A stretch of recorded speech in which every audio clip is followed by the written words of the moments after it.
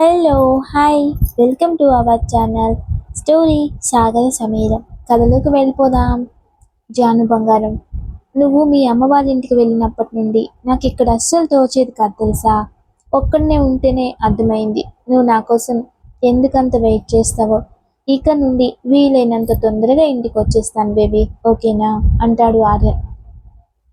సమీ ముందుకు తిరిగి చెంప మీద చేయి వేసి థ్యాంక్ యూ సాగర్ అంటుంది. నువ్వేం థ్యాంక్స్ చెప్పక్కర్లేదులే బంగారం, నాకు ఇవ్వాల్సింది నాకు ఇస్తే చాలు అంటాడు గోముగా ఆర్యన్.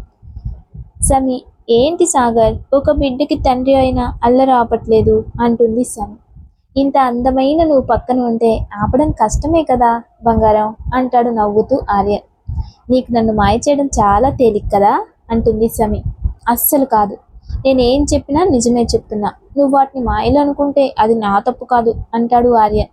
అబ్బో, చాలు చాలులే, ఈ రోజు కానివ్వండి అంటుంది సమి. ఏంటి ఇంకా మొదలు పెట్టందే అంటాడు ఆర్యన్. సాగర్ లేట్ అవుతుంది, రెడీ అవ్వండి అని వెళ్ళిపోతుంది. సాగర్ నవ్వుకుంటూ వాష్రూమ్లోకి వెళ్ళిపోతాడు. ఆర్యన్ రెడీ అయ్యి వచ్చేసరికి అందరూ తెగ డిస్కస్ చేసుకుంటూ ఉంటారు. ఏమైంది, ఎందుకంత డిస్కషన్ అంటాడు ఆర్యన్. నెక్స్ట్ గురువారం బాబుకు పేరు పెట్టమని పంతులు గారు చెప్పారు. ఏం పేరు పెట్టాలా, ఎలా చెయ్యాలా అని ఆలోచిస్తున్నాం అంటారు. ఓ అలాగా, మీరంత కష్టపడకండి, అప్పటికి ఏదో ఒకటి పెట్టేద్దాంలే అంటాడు ఆర్యన్. అందరూ కొరకొర ఆర్యన్ని చూస్తూ ఉంటారు. సమీ అయితే ఇంకా కోపంగా చూస్తుంది.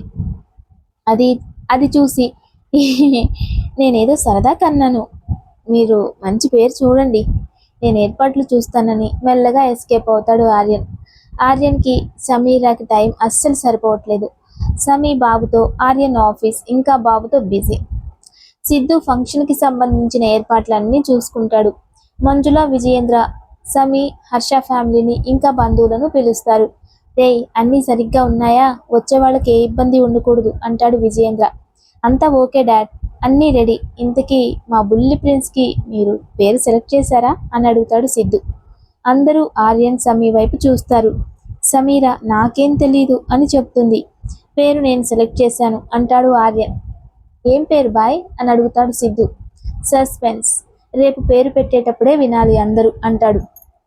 మంజుల కోపంగా, రేయ్, వాడికి ఏం పేరు అనుకున్నావో మాకు చెప్పు, బాగుందో లేదో చూడాలి కదా, అయినా నీవక్కడి ఇష్టమేనా ఏంటి అంటుంది మంజుల. పిల్లల విషయంలో అంతే, నా కొడుక్కే కాదు పుట్టబోయే వాడి కొడుకు కూడా పేరు సెలెక్ట్ చేశాను అంటాడు.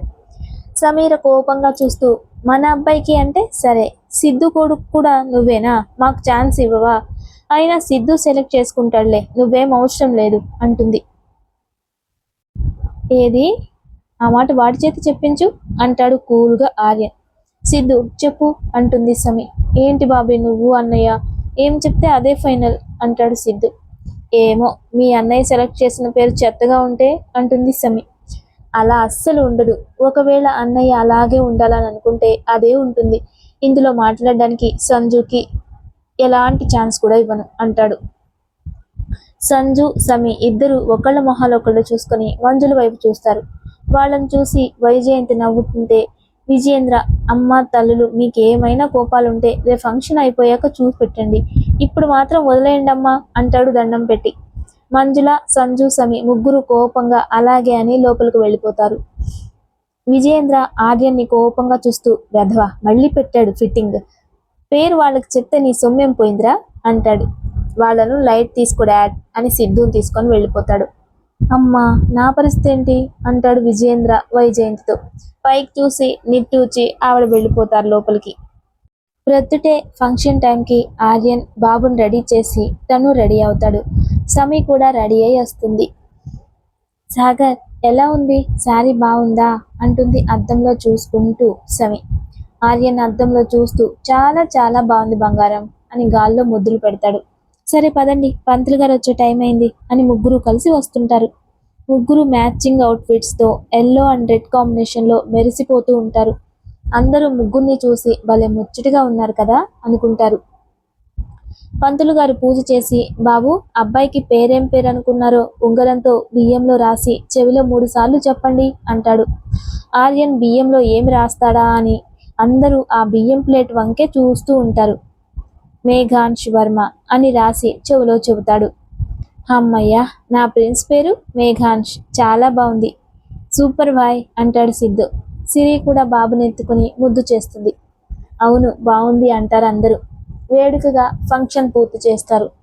ఫంక్షన్ అయిపోయాక బాబుని నిద్రపుచ్చి సమీ బెడ్ మీద కూర్చొని తెగ ఆలోచిస్తూ ఉంటుంది. ఏంటి జాను, ఏమైంది తెగ ఆలోచిస్తున్నావు అంటాడు ఆర్యన్. వీడి పేరు మేఘాంష్ అయితే వాడికి ఏం పేరు సెలెక్ట్ చేసావా అని ఆలోచిస్తున్నా అంటుంది. అంత ఆలోచించడం ఎందుకు, పెట్టినప్పుడు తెలుస్తుంది కదా అంటాడు ఆర్యన్. ఒకవేళ అమ్మాయి అయితే, నిజంగా ప్రిన్సెస్ అయితే ఇంకా హ్యాపీ, తను కూడా పేరు ఆలోచించేశానులే అంటాడు ఆర్యన్. మరి హర్ష వాళ్ళకి సెలెక్ట్ చేసావా అంటుంది సమి. లేదు, నువ్వు ఆలోచించి నీకు నచ్చిన పేరు పెట్టుకో.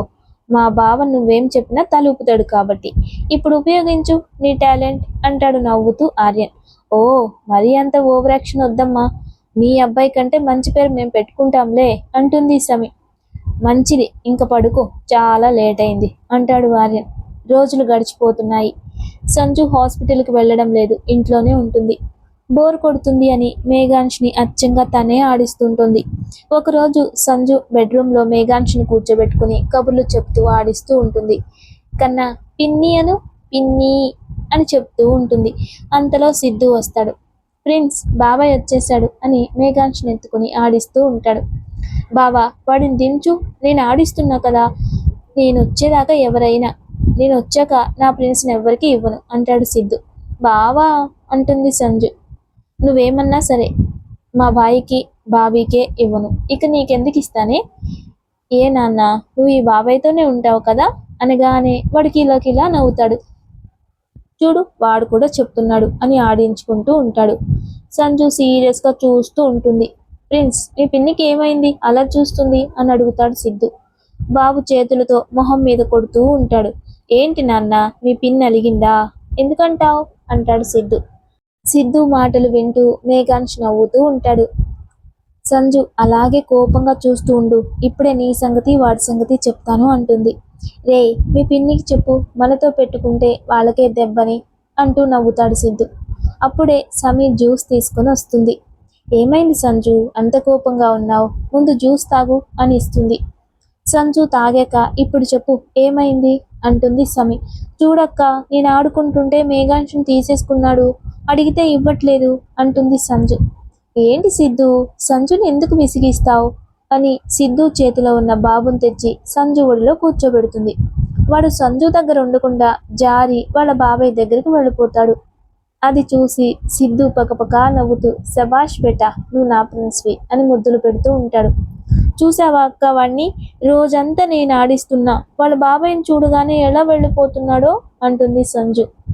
ఆహా, ఎక్కడికి పోతాయి సంజు బుద్ధులు, ఉండు వాడి సంగతి చెప్తా అని ముద్దుగా కొట్టడానికి చెయ్యెత్తుతుంది సమి. వెంటనే వాడు పెద్దగా రాగం అందుకుంటాడు కొట్టేసినట్టు. వాడి సౌండ్కి మంజు, విజయేంద్ర గబగబా రూమ్లోకి వస్తారు. మంజు ఎత్తుకొని, ఏమైంది నాన్న, ఏమైంది కన్నా, ఎందుకు ఏడుస్తున్నావు, ఏమైంది, ఏం చేశారా మీరు అని అడుగుతుంది సంజు సమీని చూస్తూ. మేమేం చేయలేదు అత్తయ్య అంటారు ఇద్దరు. సిద్ధు, అమ్మ, సంజు పాపం వాడి మీద చాడీలు చెప్పింది, బాబీ వాడిని కొట్టబోయింది, పాపం వాడు భయపడిపోయి ఏడ్చేశాడు అని చెప్తాడు సిద్ధు. సమీ సంజు షాక్ అయిపోయి చూస్తూ ఉంటారు. మంజుల కోపంగా, సంజు, ఒక బిడ్డకి తల్లివైనా ఇంకా చాడీలు చెప్పడం మానవానే నువ్వు, అయినా సమీర చిన్న పిల్లాడిని కొట్టడం ఏంటి తల్లి అంటుంది మంజుల. నేను కొట్టలేదు అత్తయ్య, జస్ట్ ఊరికే బెదిరిద్దామని. నేనెందుకు కొడతాను చెప్పండి అంటుంది సమి. పాపం బిడ్డ ఎంత భయపడ్డాడో ఏంటో అని ఎత్తుకొని తల నిమురుతుంది. వాడు నన్ను చూసి భయపడ్డాడు, అంతా యాక్టింగ్ అంటుంది. చిన్న పిల్లాడిని పట్టుకుని ఏంటే ఆ మాటలు, రా బంగారం, నువ్వు పాలు తాగే టైం అయింది కదా, దా పాలు పడతాను అని తీసుకెళ్ళిపోతుంది. వెనకే సిద్ధు కూడా వెళ్ళిపోతాడు. విజయేంద్ర, సమీ, సంజు, మీరు అలా షాక్ అయితే ఎలా, మీ అత్తయ్య అంతే, వాళ్ళిద్దరినీ గారం చేసి అలా తయారు చేసింది తనే, ఇప్పుడు మీ పిల్లల వంతు, అది నా మాట వినదు, ఆ ఆర్యన్ సిద్ధు కూడా వినరు, వీడైతే లేటెస్ట్ వర్షన్ కదా, ఇంకా ఎవరి మాట వినడు, అందరినీ మాయ చేసేస్తాడు, మన మాట వాళ్ళు వినరు, పదండి పదండి, ఏం చేస్తాం అంటాడు విజయేంద్ర. సమీ మేఘాంశుని తీసుకొచ్చి పడుకోబెట్టి ఫ్రెష్ అవడానికి వెళ్తుంది. వచ్చేసరికి ఆర్యన్ ఉంటాడు. సాగర్, నీ కొడుకు మరీ ఎక్కువ చేస్తున్నాడు తెలుసా అంటుంది సమి. అవునా, ఏం చేశాడు బంగారం అంటాడు ఆర్య. ఏం చేశాడా ఏంటి, అత్తయ్యతో నన్ను తిట్టించాడు తెలుసా అంటుంది సమి. మా అమ్మ తిట్టిందా, అది నిన్ను తిట్టిందా అంటాడు ఆర్యన్. అవును సాగర్, అంతా వీడి యాక్టింగ్ వల్లే అంటుంది సమి. అసలు ఏమైంది బంగారం అంటాడు ఆర్యన్. వీడు నేను కొట్టకుండానే కొట్టినట్టు ఏడ్చాడు, అత్తయ్య ఏమో మమ్మల్ని కొట్టినంత పని చేసింది అంటుంది సమి. అంటే నువ్వు కొట్టబోయావా వాడిని అంటాడు సీరియస్గా. సమి అంతకన్నా సీరియస్గా చూస్తూ, ఏంటి నా మీద అరుస్తున్నావు, అందరూ కలిసి వాడు గారం చేసి చెడగొట్టింది కాక నన్ను అంటున్నారా అంటుంది సమి. బంగారం మాట్లాడుకు సాగర్, నేను చూస్తూనే ఉన్నా, ఈ మధ్య నువ్వు బాగా కోపడుతున్నావు అంటుంది సమి.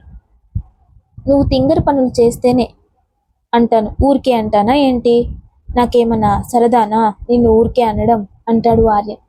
అంటే నేను తింగరదాన్నా, అనండి అనండి, మీరు అనేవాళ్ళు మేము పడేవాళ్ళం అంటుంది ఏడుపు మొహం పెట్టి. అయ్యో జాను బంగారం, ఎందుకలా ఏడుపు మొహం పెట్టావు, అయినా నేనేమన్నాను నిన్నిప్పుడు అంటాడు ఆర్యన్. అదిగో ఇప్పుడు కూడా అరుస్తున్నారు అంటుంది సమి. ఆర్యన్ సైలెంట్గా సమి పక్కనే కూర్చుని, జాను బంగారం సారీ రా, ప్లీజ్ నువ్వేం ఫీల్ అవ్వకు, ఇప్పుడేంటి వాడికి భయం చెప్పాలి అంతే కదా, సరే అంటాడు ఆర్యన్. అని తలూపుతుంది.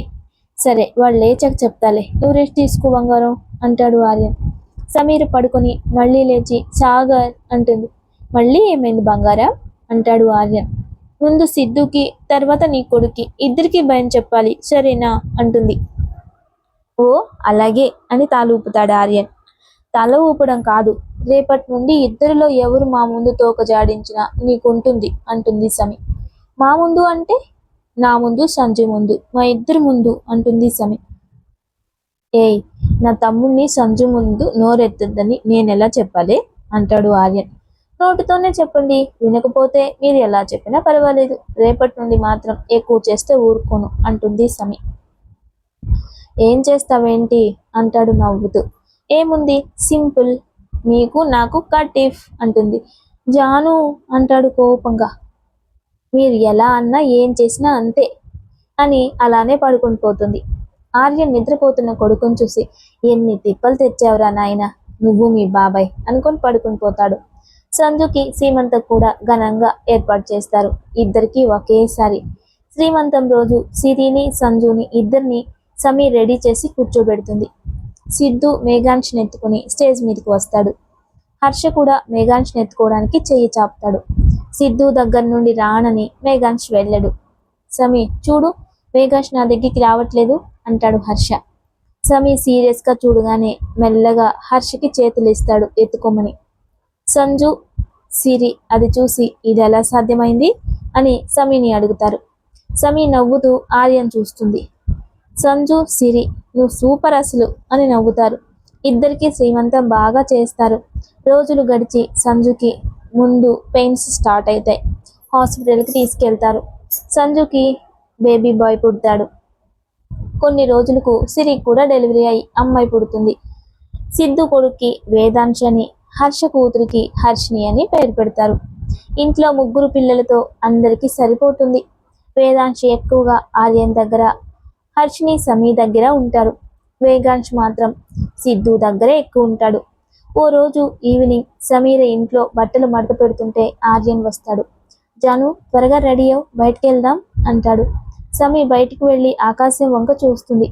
ఏమైంది జాను, ఏముంది అక్కడ అలా చూస్తున్నావు అంటాడు ఆర్యన్. తుఫాన్ ఏమన్నా వస్తుందేమో అని చూస్తున్న ఆర్యన్ అంటుంది. ఏంటి జాను?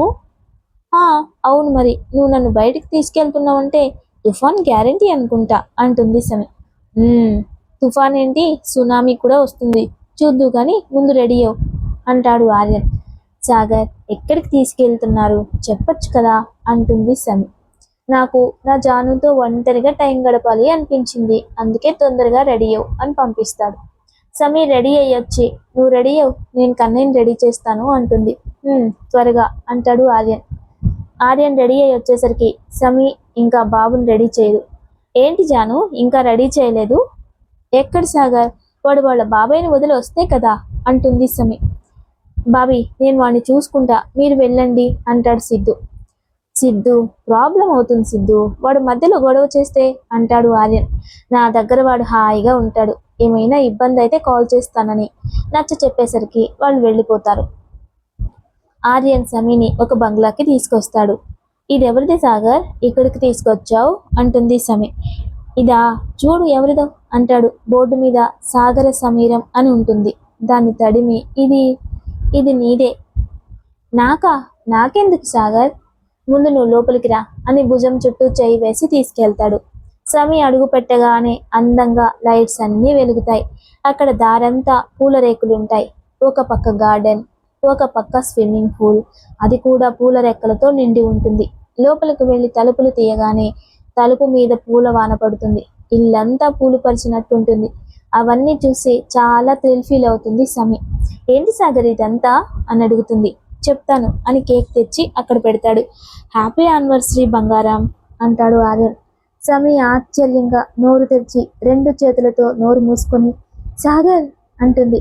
కేక్ కట్ చేసి నోట్లో పెట్టి, మనం ఇంతవరకు యానివర్సరీ చేసుకోలేదు, విష్ యూ ఫస్ట్ యానివర్సరీ అంటాడు ఆర్యన్.